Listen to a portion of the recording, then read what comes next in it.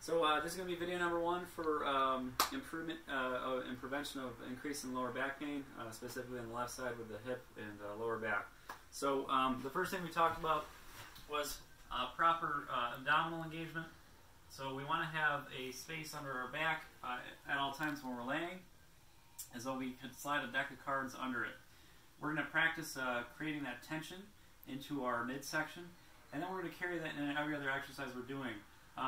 So it's not necessarily that you have any issues with physical activity. We just need to tweak and make things a little bit more controlled and better for you to continue on and do them. So this is a great one to do. You could practice it all day when you're ever making any transfers in your positions, like getting out of a chair or getting into a chair, or going to bend a reach or something. So with your knees bent, you're going to practice trying to create tension through here, and you should feel a pressure kind of emanating outwards when you perform it. So the cues to do this, if you think about your belly button and your spine attached with the cord, we're going to try to create tension on that cord using muscles.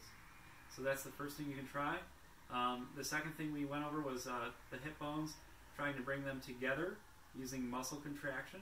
Obviously we can't do that, but you want to try to imagine that you're doing that. That'll create a further brace. The third thing we talked about is trying to implement a Kegel exercise to try to further enforce that bracing. So those 3 things should really help you to try to brace through. You can practice this for about 30 seconds to a minute prior to going into all the other activities I'm going to show you. So the first one we're going to do is the hip hinge. If you have a cue, that would be fantastic. If you don't, you can just simply slide your hands on your legs. I'll show you both variations. But we're going to try to brace through our midline. If you have a chair to block your shins off, that would also be excellent. We're going to put a stick against our back, so the back of our head between our shoulder blades and right at the base of our spine is connected by the cord, or the pole. And we're going to try to bend. I'm going to space my legs out a little more. We're going to try to bend without moving our shins as far back as we can, keeping those 3 points connected. So if you do this correctly,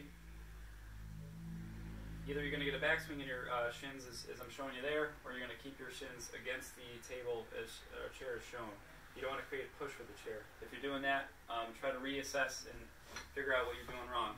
But essentially you're trying to create a backwards movement or a chop through the hip joint, and you're trying to extend that hip backwards. And notice how I'm maintaining the positioning of my hips as I'm bending back. So I'm not folding it down. I don't even know how to do that. And I'm also not creating a bending of the spine where I would break one of those points. If you want to do this without a cue, you can put your hands on the sides of the legs, brace through, and just slide the hands down as you perform it as such. Next one we talked about was a bird dog, which is a position where you're going to be placed into the ground.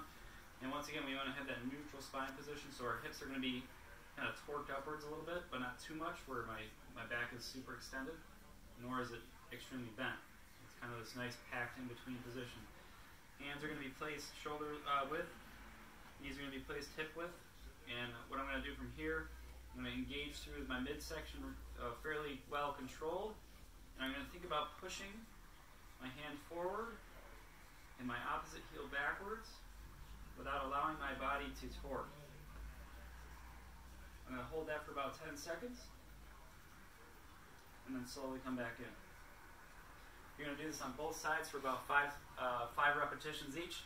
You can go into a second set if you have time. Next one we talked about was a one-leg bridge. You only need to perform this on the left leg. If you have time for the right leg, that's okay. Once again, tense. Deck of cards should be able to be slid onto the back. I'm trying to maintain that tension. I'm going to have my hand pushing into my knee, and my knee pushing into my hand, so they're kind of opposing each other slightly. Gently, about 10% effort. I'm going to go onto my heel on my left leg, and using that tension, I'm going to push upwards, just feeling a lot of activation of my hamstrings and glutes, and I'm feeling nice and controlled in my lower back. You can perform these with holds at the top. You can perform them with slight decreases or slow drops back down to the starting position. Whenever you want. 10 repetitions. You can return to 2 sets if you have time. The next one we did was side planks with a little bit of a variation. So left side would be the only focus side if this is the only time you have for it. A normal side plank would be a brace with a lift to the hip, making sure my hip and shoulder are relatively in the same position. And I'm just going to hold here.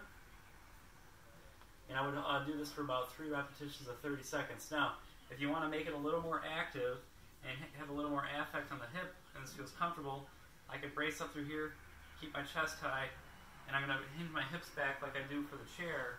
So notice I'm kind of in a zigzag pattern when I start, and I'm going to push forward into the plank, and I'm going to maintain that extension or push that I'm doing with that bottom side hip as I perform this.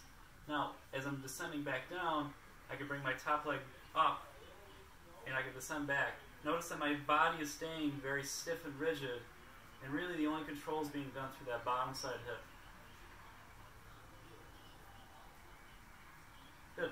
So you can do about 10 of those if you feel comfortable. You can do 2 sets. All right, we're all set.